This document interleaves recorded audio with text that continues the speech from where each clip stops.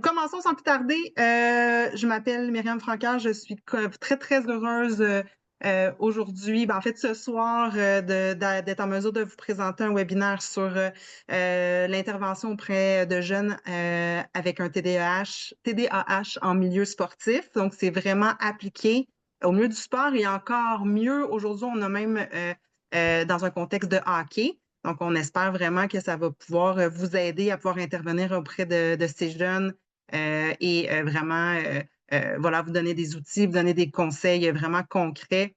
On a la chance d'avoir avec nous là, deux expertes en la matière, Shaima et Marc-Claude. Donc, je vais leur passer la parole et elles vont pouvoir se présenter, puis ensuite, évidemment, commencer le webinaire. Sachez que je le dis depuis tantôt, c'est un format webinaire, donc vous n'avez pas nécessairement accès au micro pour poser des questions, mais à la toute fin, il va y avoir un moment où vous allez pouvoir les écrire dans le chat, là, en fait, dans le Q&A, puis les intervenants vont prendre un moment pour répondre aux questions le plus possible. Donc, n'hésitez pas à ce moment-là. Voilà, donc je vous cède la parole. Merci beaucoup Myriam et merci aussi, de nous avoir, justement invités, pour parler de ce sujet qui nous passionne beaucoup avec Marie-Claude. Donc voilà, j'espère que ce sera un moment enrichissant, pour nous tous. Marie-Claude, je te laisse peut-être la parole d'abord pour te présenter, puis, je me présenterai, ensuite. Bonjour tout le monde. Alors, j'ai la voix un petit peu enrhumée, mais ça me fait vraiment plaisir d'être avec vous et je tiens à remercier Myriam pour l'organisation là, de cette soirée. Je suis professeure au département de psychologie à l'UQAM et neuropsychologue et je m'intéresse au TDAH depuis plus de 25 ans. Et donc pour ma part, je suis neuropsychologue, en France et en Suisse et là je suis doctorante, en neuropsychologie à l'UQAM et pour ma part, je m'intéresse au TDAH depuis 5 ans seulement, mais c'est déjà, ça fait quand même, un bout là qu'on s'intéresse à ce sujet. On travaille, en clinique, avec Marie-Claude Guay, puis on reçoit, des jeunes qui, présentent justement ces difficultés-là et puis, c'est pour ça qu'aujourd'hui aussi ça nous tient vraiment à cœur de pouvoir parler de ce sujet, essentiel. Donc, hop, sans tarder, je vais vous présenter un sondage. Donc avant de rentrer dans le vif du sujet, j'aimerais, vous poser une question et je ne sais pas si vous pouvez, peut-être scanner le QR code, si vous savez comment ça marche, le scanner simplement pour répondre, à cette question ou alors écrire, le lien qui est affiché, vous voyez, juste ici. On va commencer par vous poser une question. On va pas y répondre tout de suite, mais ça va pouvoir introduire une autre partie un peu plus tard. C'est ça la question, c'est en fait: que feriez-vous en tant qu'entraîneur dans le cas où un joueur manifeste un comportement perturbateur durant, un entraînement? Donc quelles mesures vous allez adopter? Est-ce que, vous allez sanctionner l'équipe collectivement pour préserver l'esprit d'équipe? Est-ce que vous allez imposer des tours de glace supplémentaires, réduire le temps de jeu du joueur, le réprimander verbalement, publiquement pour servir d'exemple, aux autres joueurs, en parler aux parents pour qu'ils se chargent de le sanctionner une fois à la maison ou encore accorder, jusqu'à 3 avertissements avant de le sanctionner? Ou si aucune de ces propositions ne vous convient, ben, juste, cliquez sur «Aucune de ces propositions ne convient». J'espère que le lien fonctionne. On attendra vos réponses et je les afficherai, quand ce sera le moment, venu. Hem, donc l'objectif, de ce webinaire, donc c'est d'abord de vous donner un aperçu, rapide du TDAH, donc le trouble du déficit de l'attention avec ou sans hyperactivité et des manifestations de ce trouble-là chez les jeunes. Ensuite, plus spécifiquement, ce serait aussi d'aborder justement ces manifestations-là dans le milieu sportif, dans le contexte, bah, du hockey, et des interventions, parler aussi des stratégies éducatives qui seraient à privilégier dans ce contexte-là. Et aussi avant de vous laisser, la parole, parce qu'on va vous proposer une courte période, d'échange et de discussion, on aimerait aussi parler de notre étude expérimentale qu'on mène actuellement, à l'UQAM et qui porte justement sur les effets d'activité physique chez les jeunes, qui ont un TDAH et on aimerait justement vous inviter, à y participer si vous êtes éligible et si vous êtes intéressé. Vous allez voir que c'est une étude qui est passionnante en toute objectivité. Shaima, je veux pas t'interrompre, je suis vraiment désolée. Est-ce que Oui. présentement, ta présentation est partagée? Parce que moi, personnellement, je la vois pas. Je sais pas si je Ah, suis la seule. Moi, oh, je la vois, pourtant, la présentation OK, est très parfait. claire. ouais, ouais, ouais. Est-ce que tout le monde la voit? Est-ce qu'il y a un problème? Ben, Marc-Claude, si tu la vois, alors ça devrait Oui, aller. moi, je la vois. Je vais aller Ok. voir dans le Q&A. Moi, je vois. Moi, c'est bon. Parfait. Fait que les gens la voient. Je suis désolée de t'avoir interrompu. Pas de Je te problème. laisse aller, vraiment désolée. Pas de problème. Là, c'est bon pour toi? Ouais, ok. Ouais. Euh, Parfait. Donc c'est ça, juste parler de l'étude et puis ensuite avoir un petit temps pour vous écouter et puis discuter c'est ça, du sujet. Et on vous laissera aussi quelques références et des ressources pratiques que vous pouvez consulter donc sur le TDAH.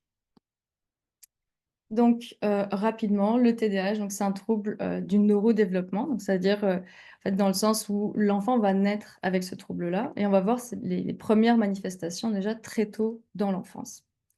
Les causes du TDAH, elles sont multifactorielles, mais donc c'est-à-dire qu'il y a vraiment beaucoup c'est ça, de causes qui peuvent faire en sorte qu'on voit apparaître ce trouble-là, mais la cause la plus connue, c'est la cause génétique.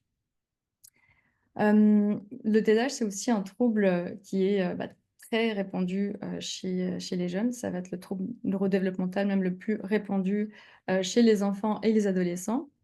On va estimer une prévalence mondiale de 5 à 7%. Et quand on s'intéresse au Québec, donc il faut savoir que la prévalence annuelle de la prescription médicamenteuse pour le TDAH, elle augmente déjà chaque année et c'est assez en cohérence en fait avec l'augmentation du nombre de diagnostics qui est aussi qui est posé. Et par exemple, en 2019-2020, on va estimer la prévalence annuelle chez les 24 ans et moins de 7,7%. Et pour les plus jeunes, donc elle va être de 11,3% pour les 6 à 11 ans et de 13,4% pour les 12 à 17 ans. Donc, ce qui est marquant ici, c'est que en fait, cette prévalence au Québec, elle est presque doublée par rapport à l'échelle mondiale. Et concernant le diagnostic, en fait, il va souvent être identifié durant les premières années de scolarisation de l'enfant, parce que c'est là où on va voir les premiers symptômes qui vont entraîner des gènes fonctionnels dans les différentes sphères de vie de l'enfant, que ce soit sa sphère scolaire, sociale, affective ou familiale. Donc, le TDAH, il a plusieurs formes de manifestations. La manifestation comportementale, en gros, on va voir qu'il y a une dimension inattentive. Donc, par exemple, l'enfant, il ne prête pas attention aux détails, il va faire des fautes d'étourderie, il n'arrive pas à soutenir sa concentration pendant une tâche. Et on va avoir la dimension hyperactive impulsive. Donc, voilà, l'enfant, il va bouger beaucoup, il remue les mains, il se tortille sur son siège, etc. Et on va avoir 3 profils en fonction de la prédominance des symptômes qu'on va voir apparaître chez l'enfant. Donc ça veut dire si l'enfant, il va présenter essentiellement des symptômes qui sont relatifs à les dimensions inattentives. Donc là, on va parler de TDA. Si les symptômes correspondent plus à la dimension hyperactive impulsive, là, on va parler de TDAH hyperactif impulsif. Et on va avoir le TDAH mix, donc, qui va combiner à la fois des symptômes de la dimension inattentive et des symptômes de la dimension hyperactive impulsive. Et puis, le TDAH, ça se caractérise aussi par une atteinte au niveau cognitif. Et là aussi, on va avoir 2 dimensions principales. Donc, on va voir qu'il y a des difficultés au niveau, par exemple, du fonctionnement attentionnel. Et là, on parle par exemple d'attention sélective où l'enfant peut avoir des difficultés à porter attention aux détails. Au niveau de l'attention soutenue aussi, donc l'enfant va avoir plus de difficultés à se concentrer sur une durée prolongée. Et au niveau de l'attention partagée, donc l'attention partagée qui lui permet de faire plusieurs choses en même temps. Et on va avoir une atteinte au niveau du fonctionnement exécutif, donc comme par exemple l'inhibition, qui est en fait le déficit central dans le TDAH, donc qui est directement en lien avec l'impulsivité. Mais on peut aussi avoir des difficultés au niveau de la planification de l'action, de l'organisation, de la mémoire de travail ou encore de la flexibilité mentale. Et je tiens à préciser ici que en fait, ces difficultés-là, elles sont liées à des difficultés au niveau du lobe préfrontal et c'est c'est complètement indépendant de l'intelligence de l'enfant et c'est important de le comprendre et de le faire comprendre aussi à l'enfant que quand il fait face à ce genre de difficultés-là, c'est pas son intelligence qui est remise en question, mais que c'est bien des petits défis techniques en fait qui font que oui, ça peut le ralentir, mais ça ne change en rien en fait son intelligence et ses capacités donc à apprendre, des nouvelles choses et cetera. Et malheureusement, le TDAH vient rarement tout seul. On va voir, souvent en fait d'autres difficultés ou d'autres troubles qui sont très souvent, associés, quand il y a justement un TDAH. Et par exemple, très souvent chez le petit garçon, et je précise garçon parce que la prédominance, elle est beaucoup plus, chez le garçon que chez la fille. On va avoir des comportements, par exemple d'opposition et d'impulsivité, des comportements parfois agressifs qu'on voit moins chez la fille. En revanche, chez les jeunes filles, on va plutôt voir, des faiblesses, par exemple, au niveau, de l'estime de soi, des fragilités anxieuses, ou dépressives qui peuvent, justement encore plus alourdir ce tableau, clinique. Et on va aussi observer des difficultés, que ce soit chez les garçons ou chez les filles, au niveau de leurs habiletés sociales. Donc c'est pas systématique, il y a des jeunes qui ont un TDAH qui ont de très bonnes habiletés à ce niveau-là, mais on peut retrouver justement, très souvent justement des difficultés, au niveau des habiletés sociales, autant chez les garçons que, chez les filles. Et pour ce qui est de la sévérité du trouble, donc elle va beaucoup dépendre de l'impact des symptômes sur le fonctionnement quotidien, de la personne dans ses différentes sphères de vie. Donc, par exemple, la vie scolaire, la vie familiale, la vie, affective et sociale. Donc ça va avoir, en fait, ça a un impact sur tous ces sphères-là.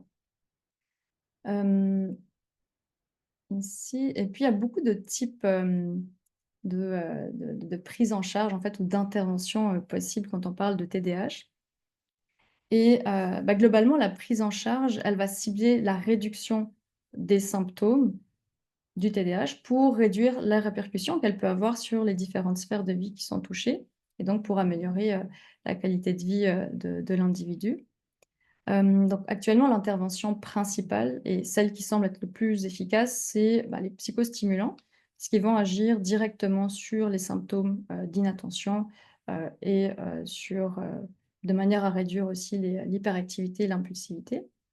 Et en parallèle, on a aussi des traitements thérapeutiques qui peuvent être complémentaires comme, la TCC, où là, on va apprendre à l'enfant, des stratégies d'organisation, de relaxation ou par exemple aussi de résolution de conflits, avec ses pairs.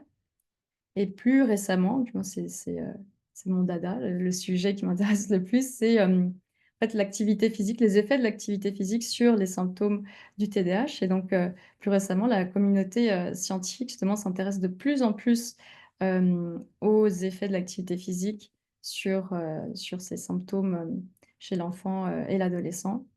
Et donc on va voir que l'activité physique, elle va avoir un effet à la fois sur les symptômes directs du TDAH, donc l'inattention, et puis l'hyperactivité, l'impulsivité, mais aussi sur les symptômes indirects, c'est-à-dire, justement l'anxiété, sur les habiletés sociales et tous ces aspects, qu'on a vus, tantôt. Et donc maintenant, je vais vous illustrer les manifestations de ces défis-là dans le contexte, sportif, donc contexte qui nous intéresse tous. Et pour cela, je vais vous raconter, l'histoire de Thomas. Thomas qui a 12 ans et qui est passionné de hockey. Donc, une journée au hockey avec Thomas. Thomas, 12 ans, est un jeune joueur de hockey passionné, mais les préparatifs avant les entraînements ou les matchs sont souvent un défi. À la maison, il a tendance à être dispersé, manquer d'organisation et d'autonomie. Par exemple, il oublie souvent des éléments essentiels comme ses protèges tibia ou son casque, ce qui provoque du stress à la maison. Malgré les listes de vérification mises en place par sa mère, il peine à les utiliser régulièrement. Quand il arrive au vestiaire, Thomas a du mal à gérer son temps et à se concentrer. Il est distrait par l'agitation, les discussions et les plaisanteries autour de lui, et il oublie de se préparer rapidement. Souvent en retard, il commence l'échauffement précipitamment, sans préparation mentale adéquate, ce qui complique son entrée dans le jeu. Donc avant d'entrer sur la glace, Thomas a du mal à maintenir son attention. Les consignes de l'entraîneur lui paraissent longues. Il se laisse distraire ou taquine ses camarades. Résultat, il arrive sur la glace sans avoir bien écouté, ce qui le laisse souvent désorienté face aux attentes. Sur la glace, Thomas est débordant d'énergie, mais son impulsivité et sa difficulté à respecter les consignes créent des défis. Pendant les exercices, il a tendance à sauter les étapes, ce qui perturbe le bon déroulement des activités. En match, il va privilégier souvent des actions individuelles ou des passes qui sont risquées au détriment du plan de jeu. Son manque de synchronisation avec l'équipe le pousse parfois à négliger son rôle ou à prendre des décisions précipitées, ce qui affecte l'efficacité collective. L'environnement, c'est aussi une source de distraction permanente. L'aréna, c'est un défi sensoriel pour Thomas, entre les bruits intenses, les encouragements, les patins, les rondelles qui font du bruit, et l'agitation visuelle du matériel et de joueurs, il peine à rester concentré. Cette surcharge de stimuli, elle limite sa performance, et c'est une situation qui peut devenir frustrante à la fois pour lui, mais aussi pour son entraîneur, pour son équipe, pour ses parents. Et donc, maintenant, on va voir comment, justement, on pourrait aider Thomas, sa famille, son entraîneur à mieux gérer ces défis en proposant notamment d'autres, des stratégies d'intervention, dans ce contexte-là. Et donc, je laisse la parole à Marie-Claude. Alors, bonsoir. Alors, ça me fait plaisir de parler avec vous justement des stratégies éducatives à privilégier. Simplement pour refaire d'entrée de jeu une petite synthèse, on a vu que les enfants qui ont un TDAH sont parfois inattentifs, ils ont de la difficulté à se concentrer. Mais ça vient aussi avec le fait qu'ils sont facilement distraits. Donc, il y a la difficulté de concentration, mais ils sont facilement distraits. Donc, parfois, ça peut provoquer le fait qu'ils ne comprennent pas certaines consignes. En plus, quand on parle d'enfants qui sont aussi hyperactifs et impulsifs, on peut voir avec l'impulsivité des difficultés de régulation émotionnelle. Donc, l'enfant devient bouillant, puis si les émotions sont intenses, comme dans un match de hockey, par exemple, s'il gagne, il peut devenir super excité, s'il perd, il peut devenir frustré. Donc, il y a vraiment une variation des émotions qui font partie intégrante du TDAH. Ce qui fait en sorte qu'ils ont des défis sur le plan des comportements.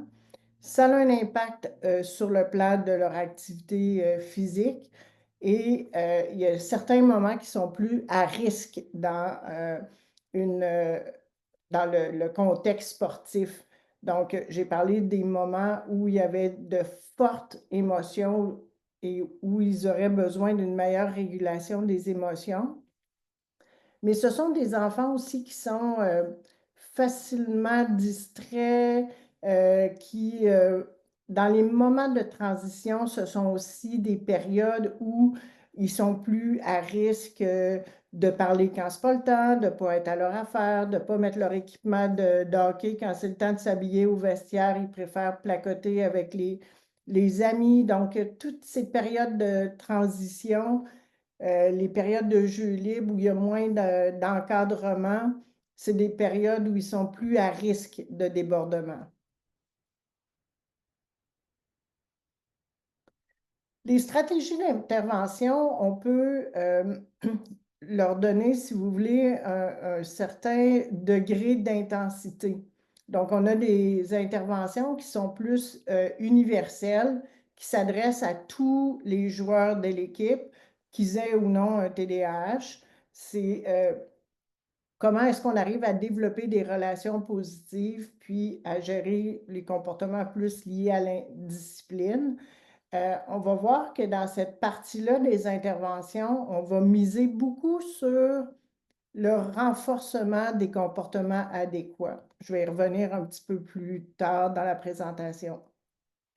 On a aussi des interventions mineures régulières. On les connaît dans une équipe de hockey, les enfants qui sont plus distraits, indisciplinés. Et ce qu'on suggère, c'est vraiment de porter une attention à ces enfants-là. Parfois, ça peut être utile juste d'attirer leur attention sur les consignes qu'on est en train de donner, si on voit qu'ils n'écoutent pas, par exemple. J'allais aussi dire, dans ces interventions mineures régulières-là, on sait qu'il faut être un petit peu plus tolérant à l'agitation motrice pour les enfants qui ont un TDAH parce que ils bougent beaucoup, mais le fait de bouger, ils peuvent arriver quand même à écouter puis à se concentrer.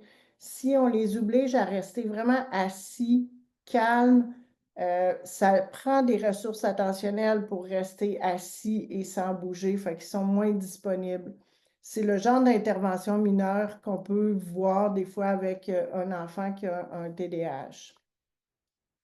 Et malheureusement, ça arrive occasionnellement où le débordement d'énergie ou les émotions très intenses s'accentuent, puis ça développe des crises de peine, de rage, où il y a des comportements qui peuvent être agressifs ou de la violence verbale. Donc, ces interventions-là, majeures, qu'on parle d'exception, se font plus rares, bien heureusement, mais c'est important de bien intervenir dans ces situations-là aussi. Donc, les interventions universelles. La première chose, c'est établir des attentes qui sont claires. Moi, j'aime souvent utiliser l'expression « utiliser l'intelligence de l'enfant ». Quand on met des règles claires, quand on a des attentes précises, c'est important d'expliquer aux enfants pourquoi cette règle-là est importante. Pourquoi c'est important? Je donne des exemples au hasard, là, je ne suis pas entraîneur de hockey, mais pourquoi c'est important de tenir son bâton avec la palette sur la glace plutôt que de le balayer comme ça? Bien, parce qu'il pourrait blesser un autre joueur. Pourquoi c'est important de ne pas courir partout avec ses patins? Donc, ce que je veux dire, c'est que l'enfant doit savoir, connaître et comprendre les attentes et les règles qui sont importantes pour le coach, pour l'équipe. Donc, ça, c'est vraiment quelque chose qui est important. L'autre chose, c'est que si on veut donner une consigne spécifique à un joueur, la recherche montre clairement que si on le prénomme de son nom, ça va être plus efficace. Je vous donne un exemple qui a été étudié dans un programme avec ma collègue Claudia Viérette, qui est professeure en kinésiologie, mais il y avait plein d'enfants qui faisaient du sport et des activités dans le gymnase. Puis si on fait juste donner la consigne, rapporter les ballons, personne ne se sent concerné. Mais si on dit « Shaima, peux-tu me rapporter le ballon? » Alors là, la personne se sent directement concernée, puis va rapporter les ballons. Donc ça peut être une stratégie universelle qui est efficace. Et face à l'indiscipline, on dit vraiment de donner des consignes simples et des consignes qui sont constantes. Quand je dis consignes simples, pour un enfant qui a un TDAH, ça peut aussi vouloir dire donner une seule consigne à la fois. Comme Shaima l'a mentionné plus tôt, ils ont des déficits d'attention, mais aussi de la mémoire de travail.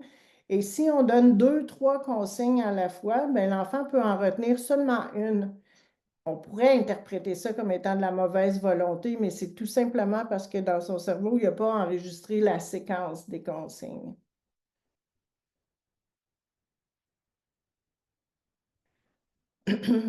Les interventions spécifiques régulières. Donc, parfois, pour qu'un enfant qui est plus agité, plus facilement distrait, ça peut être important de s'assurer que cet enfant-là vous regarde dans les yeux avant de donner une directive ou avant de donner une consigne. Que les consignes soient courtes, précises, je l'ai mentionné, et ces enfants-là apprennent beaucoup aussi par l'expérience. Donc, des fois, d'avoir un support visuel, ça peut être utile, mais surtout des démonstrations où ils peuvent regarder la démonstration ou même y participer, ça peut être très efficace. L'autre chose aussi, c'est que parfois, on a besoin de vérifier si l'enfant a compris comme il faut. Donc, on peut le questionner sur ce qu'il a compris et détailler les points importants s'il y a lieu. Les enfants qui ont un TDAH ont souvent des difficultés sur le plan de la planification puis de l'organisation de l'action. Alors, ça peut être utile parfois de découper en étapes ou en sous-étapes ou en petites séquences. Je prends juste l'exemple de s'habiller pour être prêt en même temps que tout le monde dans le vestiaire. Ben, des fois, de donner des consignes verbales pour dire, ben, tu commences par telle étape, ensuite telle étape, puis de découper en sous-étapes, ça peut être vraiment utile. Et ce qu'on suggère dans ce type d'intervention régulière-là, c'est de donner le plus possible du feedback positif, donc du renforcement sur l'effort de l'enfant et non pas sur le résultat ou sur la performance, mais plutôt de dire, écoute, tu as été concentré, tu as joué une belle game, tu es resté dans le match, tu t'es pas laissé distraire, donc vraiment de renforcer l'effort du jeune.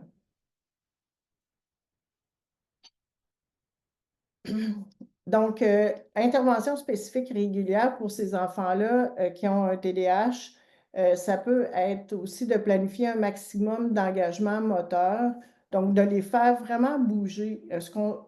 Et Shaima va vous parler ultérieurement de son étude, mais ce qu'on sait, c'est que après une période d'activité physique, et puis quand on parle d'activité physique, c'est quand on fait pomper la patate, comme on dit, là, qu'il y a un peu de cardio.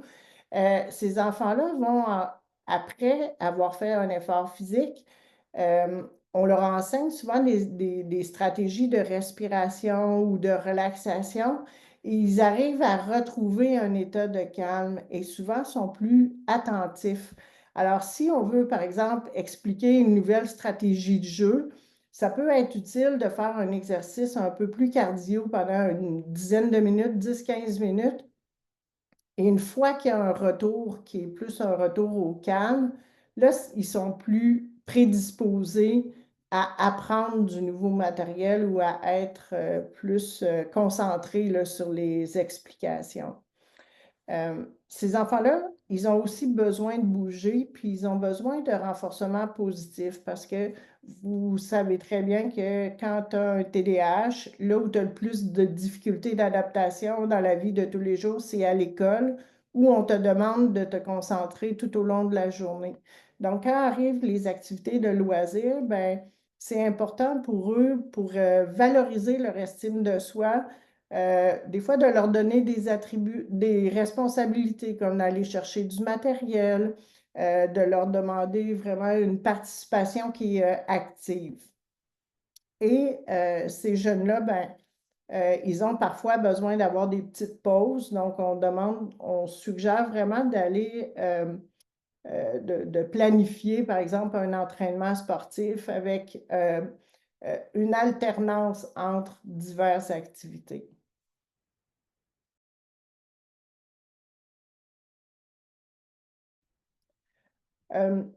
On sait aussi que, bon, Shaima a mentionné les enfants qui ont un TDAH, pas tous, hein, c'est pas tous les enfants qui ont un TDAH qui ont des difficultés dans les relations sociales, je veux qu'on se comprenne bien. Mais certains d'entre eux peuvent avoir des difficultés dans les relations sociales. Donc, le fait de séparer le groupe ou séparer l'équipe en plus petits groupes, ça peut favoriser là, les compétences là, dans un cadre qui va être moins intimidant pour le jeune. Aussi, ce qu'on vise beaucoup, c'est de renforcer les comportements sociaux positifs. Donc, donner beaucoup d'encouragement, beaucoup de compliments, c'est très important. Assigner les rôles pour renforcer l'estime de soi, l'implication dans le groupe, je vous l'ai mentionné. Puis de pairer peut-être un joueur qui a un peu plus de difficultés avec un père aidant. Des fois, entre eux, les enfants peuvent bien s'entraider et se développer.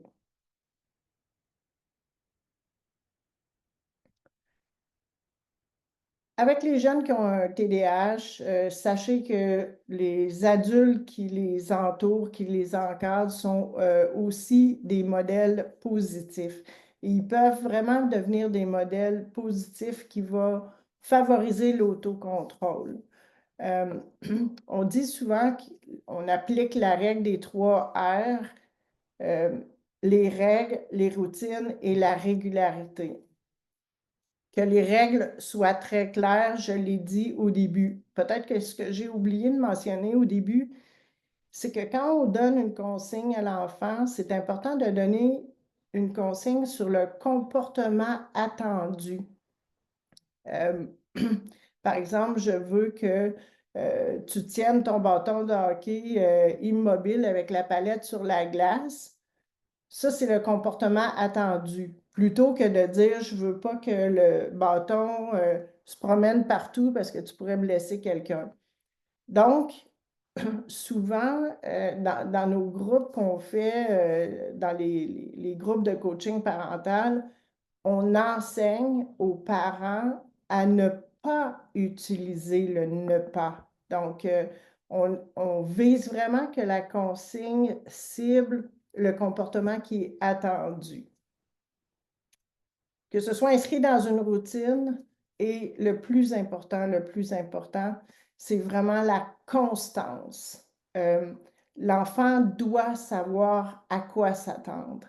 Il doit savoir que tel comportement est permis, puis il doit savoir que tel autre comportement est absolument pas permis.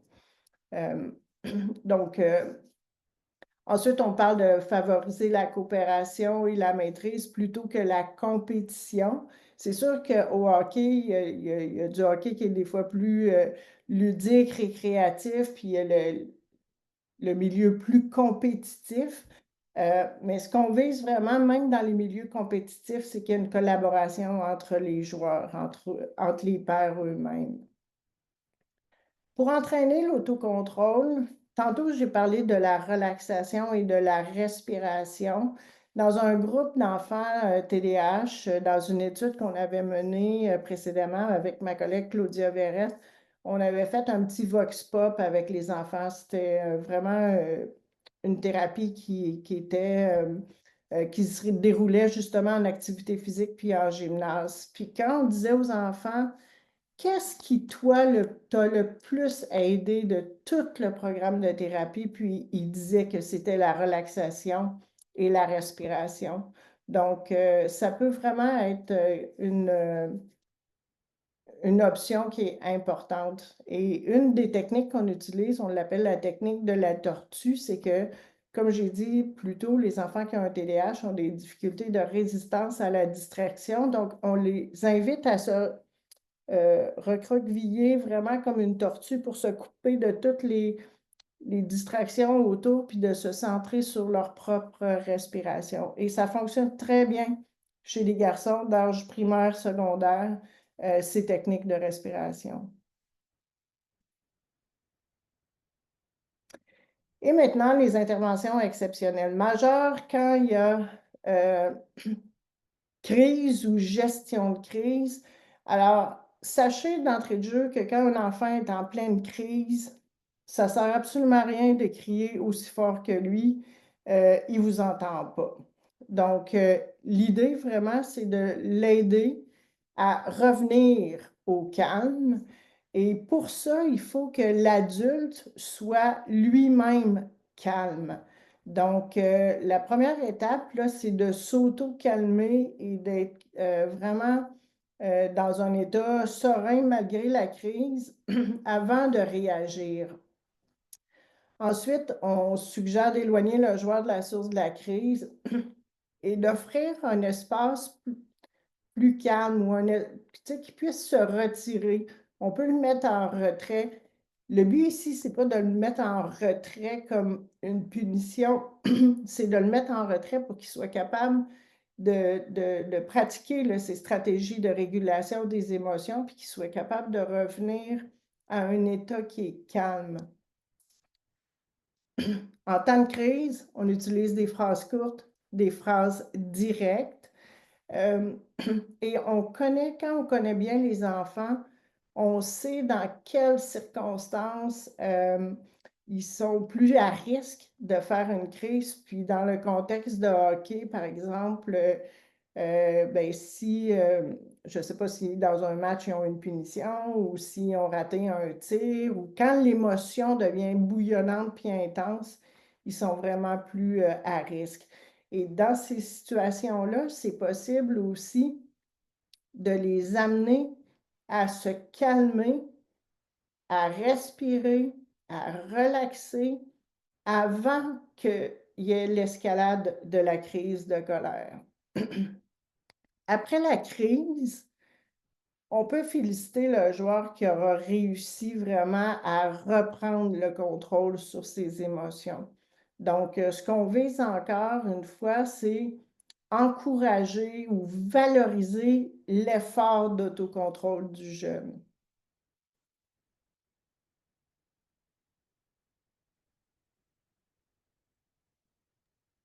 Je vais juste vérifier par rapport au sondage. Je quitter ici. Je peux quitter comme ça. Oui. Ah, ben ça n'a pas fonctionné. Ah. Non, je pense que ça fonctionne. Oui, c'est bon. Est-ce que tu vois les résultats, Marie-Claude?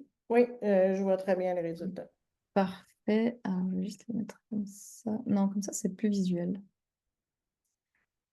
Ok. Donc, 43% ont répondu accorder jusqu'à 3 avertissements avant d'appliquer une sanction. 38%, aucune de ces options ne me convient. 12% ont parlé aux parents pour qu'ils se chargent de le sanctionner une fois à la maison. Et 2% réprimander publiquement afin de servir d'exemple aux autres joueurs. Et 2% réduire le temps de jeu du joueur. Et 2% sanctionner l'équipe collectivement pour préserver l'esprit d'équipe. Mais je suis très contente de voir qu'il n'y a personne qui a mis à imposer des tours de glace supplémentaires. C'est ouais. Et je te laisse continuer, Marie-Claude, par rapport à ce sondage-là. Je te OK. remercie. Donc, ben, en fait, ce qu'on va privilégier quand un enfant manifeste un comportement perturbateur durant un entraînement, c'est que la conséquence devrait être réservée pour cet enfant-là. Là, je n'ai pas le temps dans le webinaire ce soir de vous expliquer pourquoi théoriquement la punition n'est pas une stratégie d'intervention efficace, mais si ça vous intéresse, je donne un cours au baccalauréat en psychologie, puis j'explique ça pendant 6 heures de temps. Mais c'est vraiment documenté sur le plan scientifique. On sait vraiment que la punition, ce n'est pas une stratégie éducative à privilégier. Il y a toute une liste de raisons qui expliquent pour lesquelles ce n'est pas efficace. Ceci étant dit, la punition est parfois inévitable. Donc, on l'évite autant que possible, mais si jamais on a à utiliser une punition, on doit, je vais juste faire une parenthèse, OK? Je vois l'heure qui passe, je ne fais pas une longue parenthèse, mais juste pour vous dire que quand je vous dis que la punition, ce n'est pas efficace, je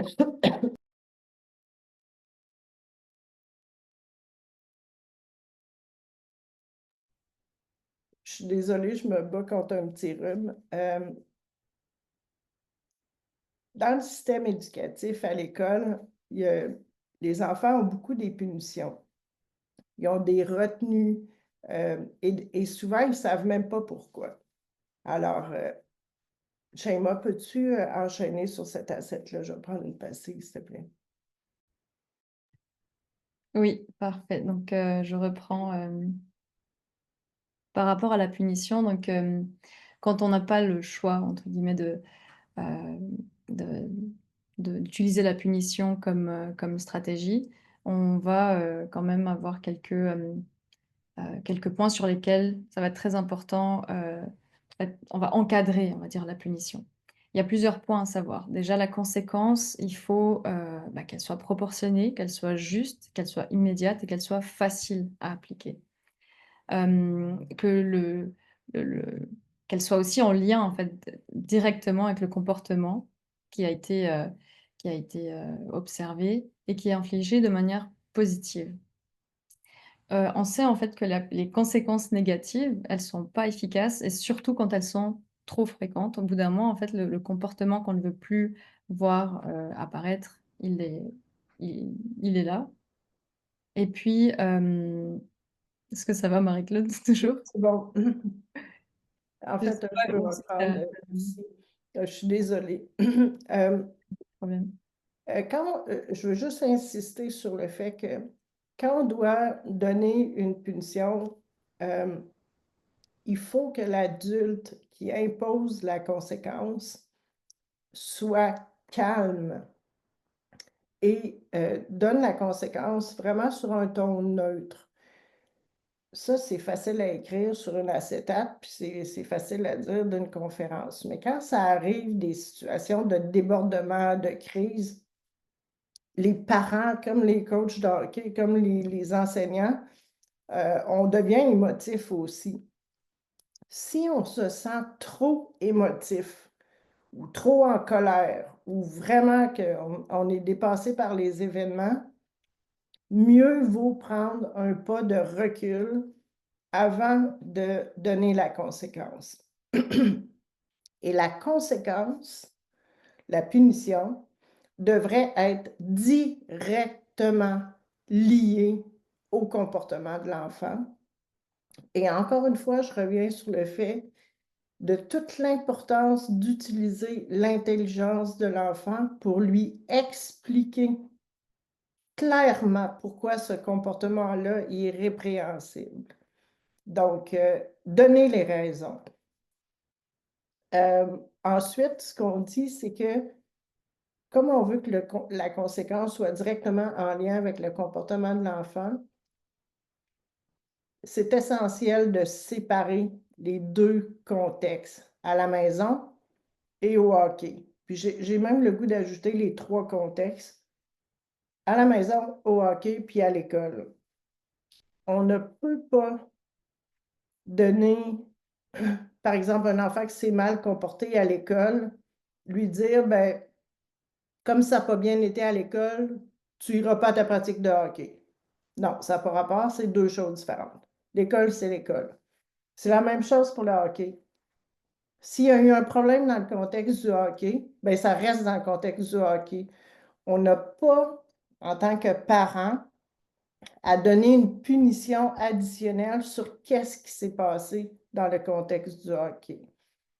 On doit, par contre, jouer notre rôle éducatif, puis expliquer à l'enfant qu'il doit apprendre à bien se comporter. On doit renommer les attentes claires et on doit renommer les comportements qui sont attendus dans ces situations-là. Je voulais juste aussi ajouter par rapport au tour des terrains, là, la punition, faire des tours de terrain quand un enfant fait un comportement qui n'est pas forcément adéquat. C'est que en fait, on sait aussi, bah, surtout dans le milieu du sport, c'est que de punir avec un entraînement ou avec un élément sportif, c'est très mauvais, en fait, par rapport à la conception du sport qu'il a, l'enfant. Donc il va au hockey, il aime ça et c'est génial, mais de faire, en fait, d'associer la punition à, une activité physique, ça risque justement de réduire, justement son appréciation, de l'activité physique et donc on veut vraiment, éviter, éviter ça. Marie-Claude, est-ce que tu vas bien? Oui, je suis encore là, c'est bon. Parfait, ouais. Donc ouais, je vois qu'il nous reste pas beaucoup de temps, Oui, donc je te laisse présenter l'étude, ouais, je Shane. vais parler de mon étude, mais je vais pas, ouais, je vais pas trop, m'attarder, dessus. Il y aura de toute façon aussi un QR code où, vous pouvez nous contacter pour avoir plus d'informations. Donc, notre étude, elle porte sur la durée des effets immédiats de l'activité physique chez les jeunes, donc avec un TDAH. Et donc, comme on le disait tantôt, c'est qu'aujourd'hui, on sait, que l'activité physique, c'est très bon pour tout le monde, pas seulement pour les enfants, mais que ça elle va avoir, des effets très positifs sur les symptômes du TDAH. Donc, voilà, ce qui intéresse les chercheurs en neurosciences, c'est aussi de faire le parallèle entre les effets de l'activité physique avec ceux qu'on voit, par exemple, dans les psychostimulants.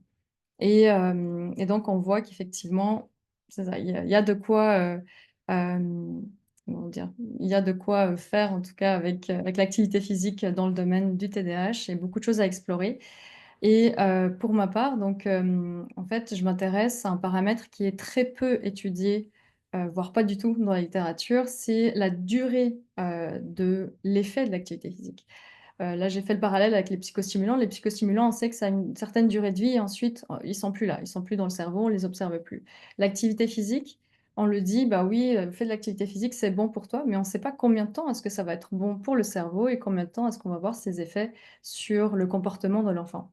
Donc moi, les questions, qui me trottent dans la tête et que j'aimerais pouvoir répondre grâce à cette étude, c'est, bah, quelle est la durée des effets immédiats d'une séance d'activité physique de 30 minutes sur l'attention, des jeunes. Donc là, je précise, c'est des paramètres qu'on a pu, identifier dans la littérature comme étant des paramètres qui sont, optimaux. Donc par exemple, c'est ça, les 30 minutes d'activité physique, c'est optimal pour pouvoir observer des effets et l'intensité aussi, elle va être, de modérée à élevée pour pouvoir aussi, là aussi, observer des effets. Et la deuxième question, c'est, bah, quelle est la durée des effets immédiats d'une séance d'activité physique sur l'hyperactivité des jeunes? Moi, j'ai vraiment ces 2 aspects. J'observe, bah, le comportement, mais aussi l'hyperactivité d'un point de vue, très concret parce que justement ces jeunes vont être équipés d'un appareil, actigraphe qui permet de nous donner des données, physiologiques et aussi, justement sur leur agitation motrice de manière, concrète, observable et donc c'est ça, on va recevoir, enfin on les reçoit parce qu'on a déjà commencé l'étude, donc on les reçoit, soit au gymnase, de l'UQAM ou soit, nous on peut se déplacer aussi, si vous avez des structures ou quoi, ou en tout cas on a des partenariats aussi avec des organismes, on peut se déplacer, pour évaluer ces jeunes. Donc ils viennent, c'est ça, soit au gymnase, soit dans le lieu, qui sera déterminé. On leur met les accéléromètres à la taille, à la cheville, et au poignet pour pouvoir observer heu, toutes ces données-là et on va commencer par une tâche initiale de 15 minutes pour qu'on puisse, avoir leur fréquence, cardiaque et leur niveau d'hyperactivité de base avant de commencer l'activité physique. Et donc, on va avoir 4 groupes. Un groupe contrôle qui, lui, ne va pas faire l'activité physique avant, les tests d'attention, parce qu'au bout d'un moment, les, on va administrer des tests, neuropsychologiques. Et donc le groupe contrôle va d'abord, être, on va lui administrer une tâche plus passive. Là, comme vous pouvez le voir ici, on leur projette, un film, pendant 30 minutes. Ensuite, on leur fait passer des tests, d'attention et là, ensuite, on fait l'activité physique, avec eux, mais donc à ce niveau-là, c'est plutôt les parents, ou les personnes, voilà, qui les récupèrent ensuite, qui vont pouvoir bénéficier des effets de l'activité physique.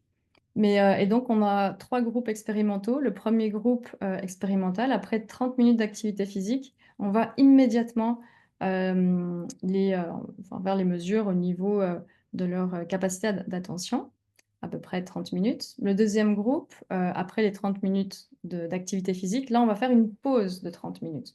Parce que nous, ce qu'on veut voir, c'est aussi, bah, justement combien de temps ces effets vont perdurer dans le temps et ben, donc on va faire varier ce temps-là pour pouvoir, observer, les effets dans le temps et le troisième groupe, après les 30 minutes d'activité physique, là, on fait une pause plus longue de 60 minutes avant l'administration, donc des tests, d'attention et donc voilà, si vous avez besoin de plus d'informations, vous pouvez scanner, le QR code et puis vous contacter, c'est ça, à études.tdh.ap@gmail.com.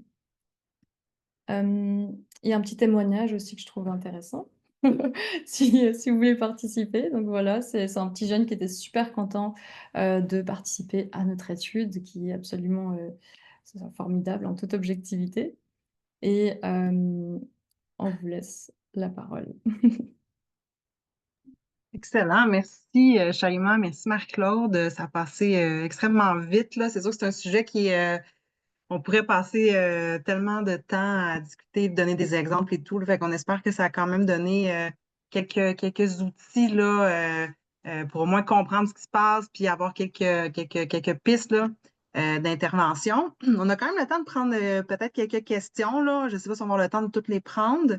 Fait qu'hésitez pas à les mettre dans les Q&A, dans le Q&A. Et sachez que moi, je vais les prendre en note, ceux qu'on n'a pas eu le temps. Fait que peut-être qu'on va réussir d'une autre manière à vous donner l'information. Je ne peux pas, pour l'instant, vous dire comment vous prendre quoi que ce soit, mais je vais quand même les prendre en note là, parce que c'est un sujet qu'on aimerait aborder encore plus avec vous là, pour vous aider dans vos entraînements, puis en tant que parent aussi. Donc, on a quelqu'un qui demande quels sont des exemples de conséquences justes. Par exemple, comment qu'on réagit face à un joueur qui a un mauvais comportement sur la glace.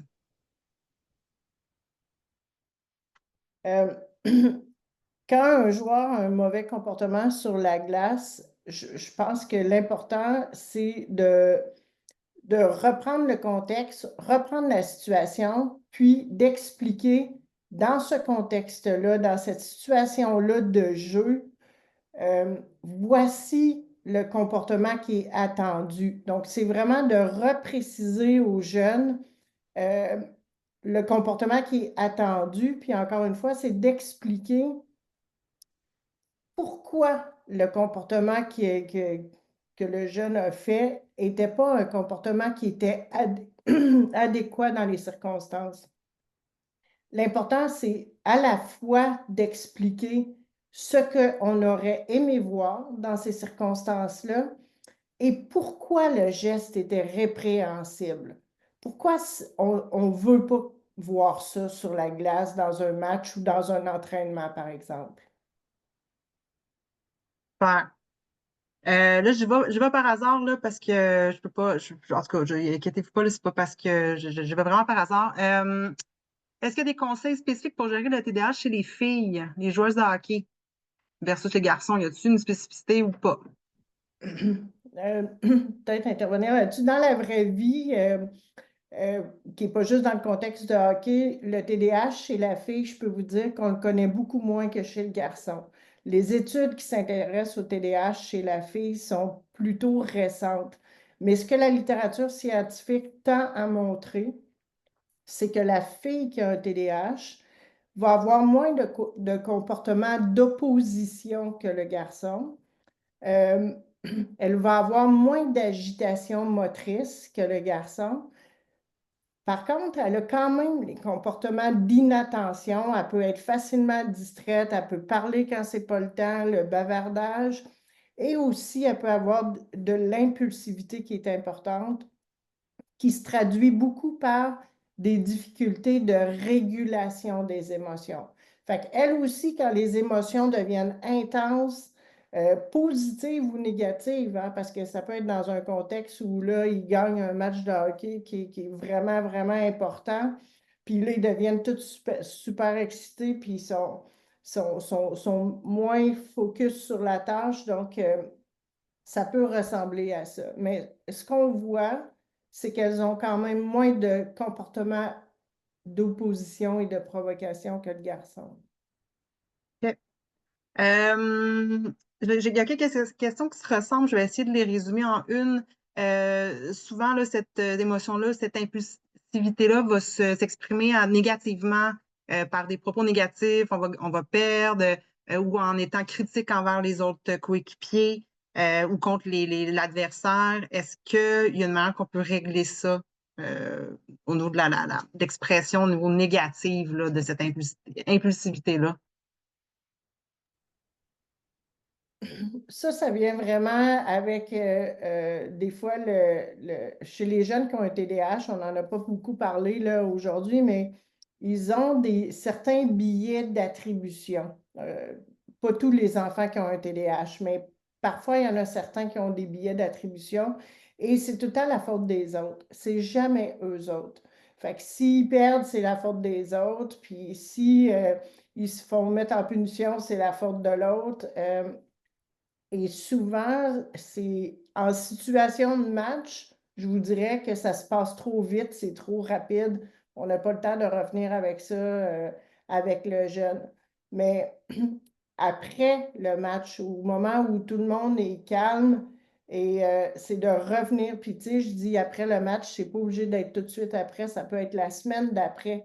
Mais si une situation est vraiment intolérable, puis que l'enfant, il y a beaucoup de billets d'attribution négatifs, ça vaut la peine de revenir uniquement avec cet enfant-là, pas devant tout le monde, parce que on ne veut pas non plus que l'enfant se sente humilié. Mais on peut, puis ces enfants-là ont besoin, tu sais, ils apprennent beaucoup par l'expérience.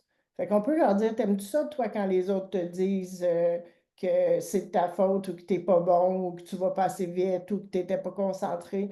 Non. T'aimes mieux quand on encourage tes bons efforts. Est-ce que toi, tu es capable aujourd'hui de dire, ta mission, mon grand, aujourd'hui, là, c'est que dans une situation qui va mal, trouve, change ta paire de lunettes, là, puis trouve un aspect qui est bon. Puis c'est un peu comme de les entraîner un peu à changer ce biais attributionnel-là, OK. qui est Je pense souvent que orienté vers le négatif. Ouais. ajouter par rapport à cet aspect-là, le fait que, mais rien que de lui offrir aussi un environnement qui ne met pas l'accent sur la compétition, mais plutôt justement la collaboration et puis vraiment c'est ça, ne pas réagir beaucoup trop à la réussite, mais comme beaucoup trop à la défaite. Et puis de montrer l'exemple, en fait, justement, de ne pas, ouais, ne pas survaloriser enfin, la réussite versus l'échec d'un match. Donc, je pense que rien que ça, l'environnement peut aussi avoir un effet sur comment ensuite l'enfant va se comporter.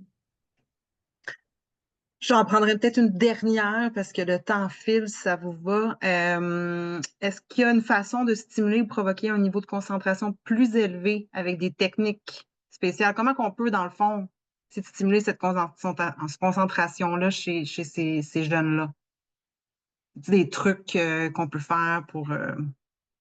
Ben, un peu comme je le mentionnais tantôt, mais tu sais, dans un contexte sportif, surtout, c'est encore mieux et j'allais dire plus facile parce que si on les fait vraiment bouger puis augmenter le cardio, puis pendant 10 minutes, ils dépensent beaucoup leur énergie, leur hyperactivité, qu'on fait un bref retour au calme, ben, après un effort physique intense, ils vont être plus calmes et plus concentrés. Donc, on Donc, pourrait commencer tout de suite, là, quelque chose d'intense en début de pratique, puis après ça, là, on les assoit, on fait une explication, on s'assoit qu'il y a dépensé de l'énergie avant de les amener en concentration et non pas l'inverse. Expliquer, puis après, les envoyer en action tout de exactement. suite. Oui, OK, exactement. Oui. je comprends. Super. Euh, le temps file, je pense on va devoir s'arrêter là-dessus pour les questions, mais merci beaucoup. Merci de votre participation aussi, là. On n'a pas pu faire le tour, mais c'était des questions. Je pense que j'ai essayé aussi de faire des regroupements, là, fait que très, très intéressant. Je vais quand même les garder en note, comme je vous dis. Il y en a certains qui me demandaient si le webinaire était enregistré, sera disponible. Oui, on va le mettre pas tout de suite, là, mais dans les prochains jours là, sur notre chaîne YouTube. Là, de toute façon, on va envoyer une communication par rapport à ça. Fait que ça sera disponible si vous avez des entraîneurs ou des gens que vous connaissez qui n'ont pas pu être là. Ou si vous voulez juste revoir des petits bouts, là, vous avez manqué peut-être justement d'attention à un certain moment. On veut revoir des petits bouts, là, c'est normal, on est le soir, on est tous un peu fatigués, donc ça sera disponible. Aussi, je veux refaire un appel à tous. Là, Shaima travaille sur un projet de recherche vraiment intéressant. Si vous voulez faire avancer là, les connaissances là-dessus, si vous avez vous-même un jeune, un enfant avec un TDAH ou vous êtes entraîneur avec un groupe de jeunes et que vous voulez participer, c'est super simple, là, communiquer avec elle. On va vous envoyer les coordonnées de toute façon aussi. Ça va être disponible. On va faire un appel à tous sur nos plateformes. C'est tout simple, là. Elle va venir, ben, en tout cas, les gens de la recherche vont venir se déplacer dans un de vos entraînements, puis pouvoir justement faire avancer les connaissances avec vos jeunes, là. Donc, ça serait très, très apprécié. Évidemment, nous, on va avoir accès à ça ensuite. Donc, on va pouvoir peut-être refaire quelque chose avec encore plus d'informations à vous donner pour vous aider à comprendre tout ça et vous outiller. Donc, voilà. Myriam, je voudrais peut-être juste ajouter que nous recherchons, dans le fond, beaucoup d'enfants, mais avec ou sans TDAH, c'est important pour nous aussi. Effectivement, c'est vrai, c'est une bonne précision, là. Donc, c'est les jeunes en général, là, avec ou sans diagnostic, de 8 à 15 ans. Merci Voilà, pour vous avez l'information l'invitation, de toute façon. Myriam. Comment? Merci pour ton invitation, merci. Ça fait plaisir. Merci à vous deux de votre temps, votre partage aujourd'hui. Je suis certaine que ça a été très utile. Voilà, alors ça met fin à notre webinaire. Je vous souhaite une excellente soirée et n'hésitez pas sur quoi que ce soit, écrivez-moi. Vous pouvez communiquer avec moi, avec Hockey Québec. Ça va me faire plaisir de vous répondre.